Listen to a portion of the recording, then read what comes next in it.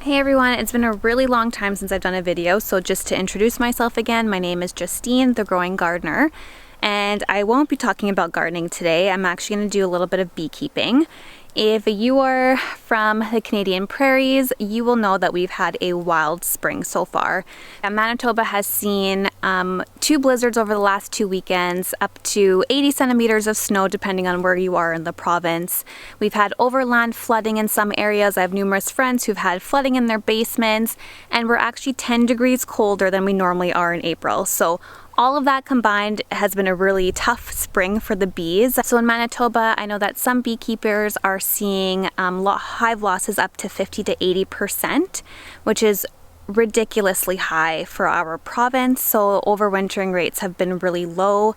They're contributing that to varroa mites, a really warm summer that we had with drought, lack of water, and then of course this really wild winter that we've had as well. So it's just a combination of everything. So I went into these hives 2 weeks ago before we had a blizzard. I popped some pollen patties into the 2 hives that survived. And like I said earlier, I looked at the hives today and I didn't see any activity in one of the hives that had survived or was alive 2 weeks ago. So I'm gonna go see if they're alive, and then I'm going to put some sugar water on top and hopefully get them through the next couple weeks.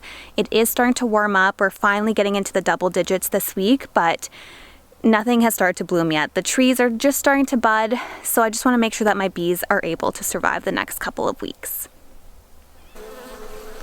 So as you can see here, there's a lot of bee activity in this hive. I would say that this is my strongest hive.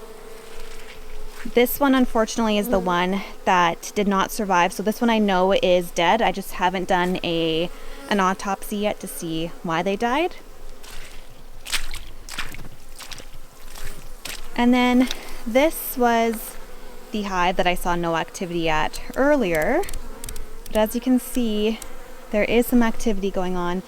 This hive seemed sick pretty late into the winter. I think I talked about this maybe in one of my last videos, but there's a lot of poop on the front of the hive, which of course is normal for overwintering hives, but this one seemed to have way more poop than the other 2 hives did. So I wasn't sure if they're going to make it, but it looks like there is a lot of bee activity. So I'm going to pop them open and see how they're doing.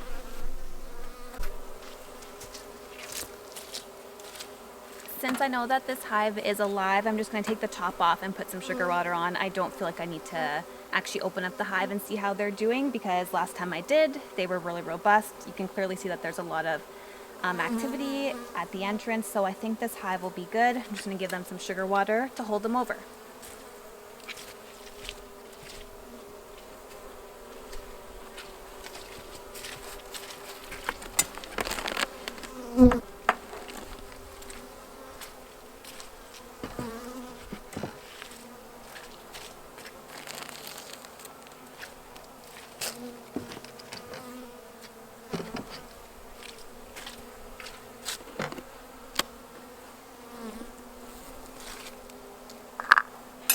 And there are a lot of bees on the inside. This hive is looking really good. Try not to squish any bees. There we go.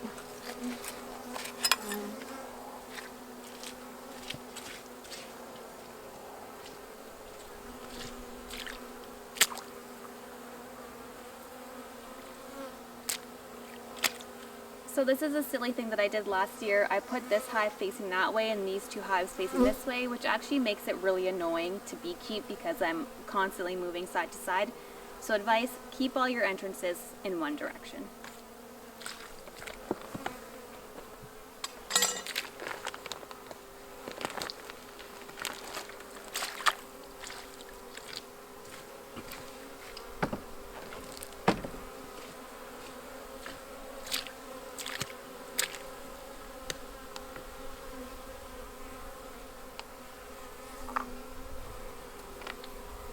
And there are a lot of bees in this hive, so it just might not have been an active time when I went in to go check them, but this hive is looking great.